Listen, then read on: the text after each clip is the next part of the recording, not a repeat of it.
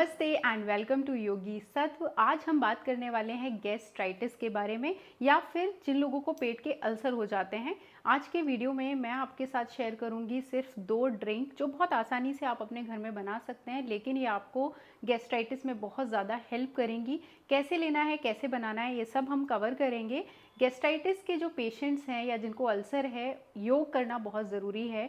इसकी वीडियो मैं अगले हफ्ते अपने योगा स्टेशन चैनल पे डालूंगी, तो ज़रूर आप वो जाके देखिएगा।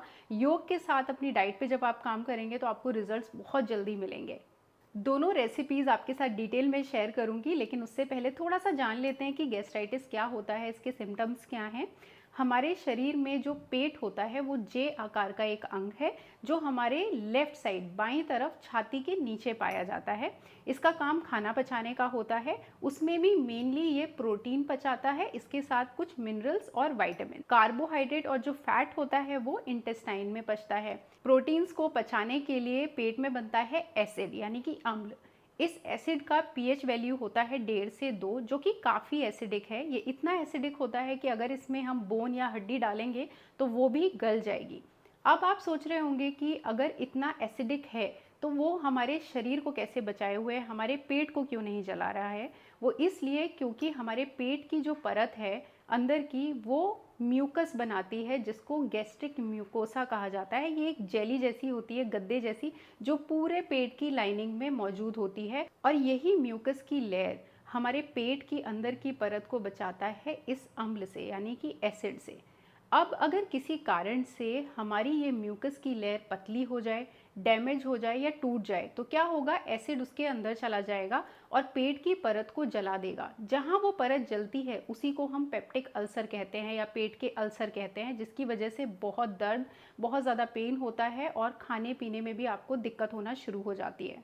अब हम जान लेते हैं कि क्या कारण है जिसकी वजह से गैस्ट्राइटिस होता है। तो इसका एक बहुत बड़ा कारण होता है बैक्टीरियल इन्फेक्शन, जो एच पाइलोरी नामक, हेलिकोबैक्टर पाइलोरी नामक बैक्टीरिया से होता है।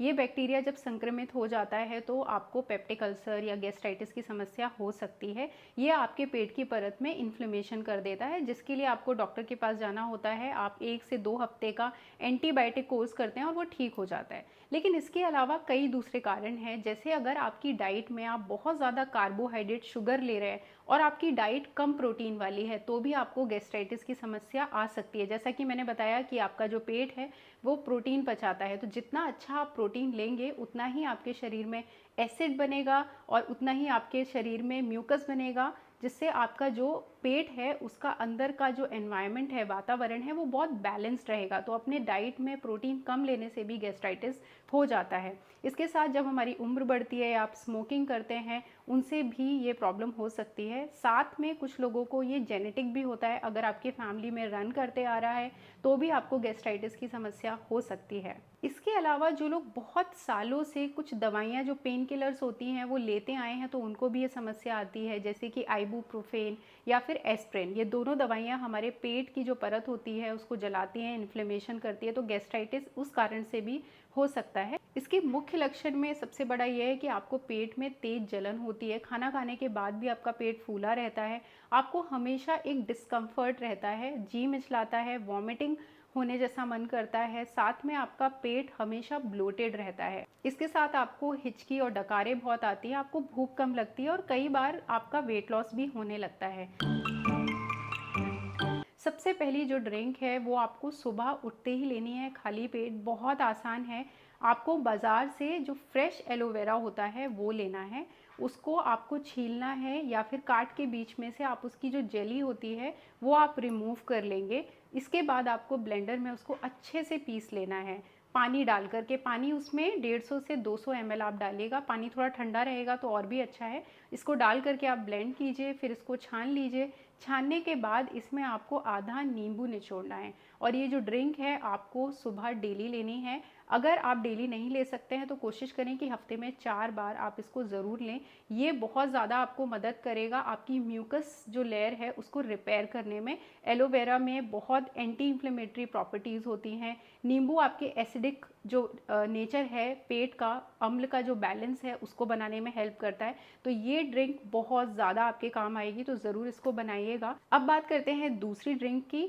ये है लिकोरिस ड्रिंक जो मिल्क के साथ आपको प्रिपेयर करनी है। इसमें आप क्या करेंगे, 3 ग्राम लिकोरिस मुलेठी लेंगे जो पाउडर के फॉर्म में आपको मार्केट में मिल जाती है। स्क्रीन पे जो ब्रांड मैं दिखा रही हूँ आप ये भी ले सकते हैं।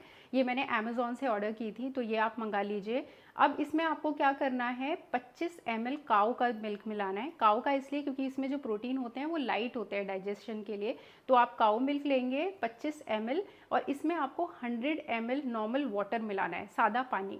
अब ये तीनों चीज़ मिला करके आपको गैस पे चढ़ा देना है और इसको उबालते रहना है तब तक जब तक इसकी क्वांटिटी आधी हो जाए।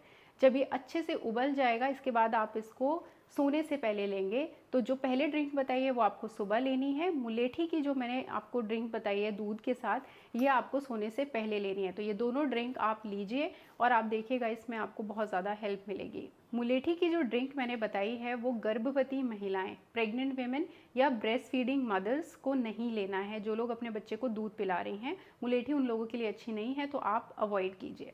जिन लोगों को रात में दूध पीने से पेट भारी हो जाता है वो लोग नाश्ते के साथ भी मुलेठी वाला जो दूध है वो ले सकते हैं। मुलेठी की जो ड्रिंक है ये भी आप रोज़ाना या हफ्ते में 4 बार जितना आपसे पॉसिबल हो सके आप लीजिए। आपको बहुत ज़्यादा गैस्ट्राइटिस के जो सिम्टम्स होते हैं उनमें हेल्प मिलेगी।